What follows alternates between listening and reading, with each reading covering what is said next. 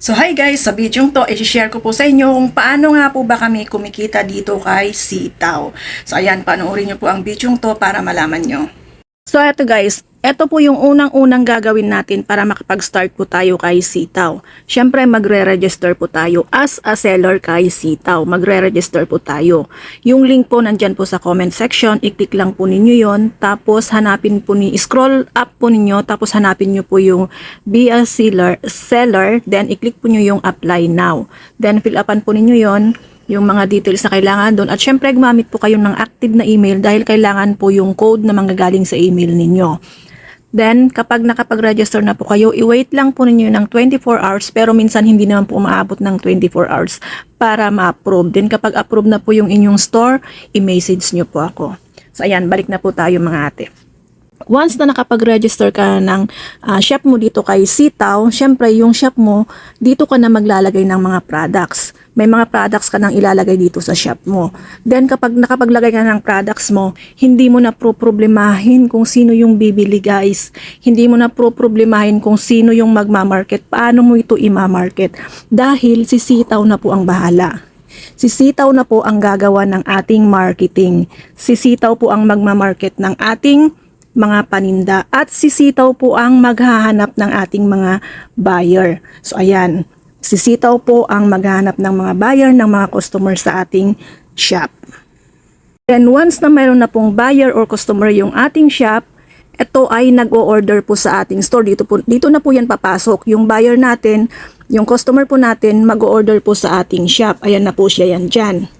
Mag-o-order na po. Makikita po ninyo yan sa inyong dashboard. Kaya mahalaga pong pag mag-start kayo, kailangan may dashboard na po kayo para maintindihan po ninyo. So ayan, kapag nakapag-order na po siya, tayong mga seller ay dito na papasok yung puhunan natin. Kailangan nating, dahil wala tayong hawak na product, di ba po?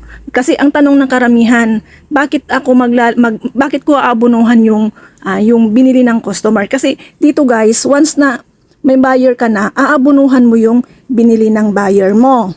So ito na guys, dito na papasok yung kapag mayroon na tayong customer or mayroon nang bumili sa ating shop, kailangan nating abunuhan ito doon sa manufacturer or sa supplier para ma-deliver po yan. Ayan po yan, kapag inabunuhan na po natin, pinik na po natin yung order ng customer, nakikita po natin yan sa dashboard. Kapag pinik na po natin yan, binayaran na po natin, eto na po yan sa manufacturer or sa supplier. Diyan na po yan. Once na na-confirm na ng supplier, na bayad na po yun, na-confirm na ni Sitaw na bayad na po yung order ng customer, mapupunta na po yan dito sa warehouse. Dito na po papasok yung magpapacking dyan, tapos i-deliver na po kay buyer. So ayan guys. Ang delivery time frame po natin is 2 to 3 weeks. Ayan, or 10 to 15 days, ganyan. Ngayon guys, mas marami na po yung nadideliver ng almost 2 weeks lang. Madalang na lang po yung inaabot ng 3 weeks. Pero meron pa din pong inaabot ng 3 weeks. So ayan, kapag ka na-deliver na po dito kay buyer, wait pa po tayo ng 3 days.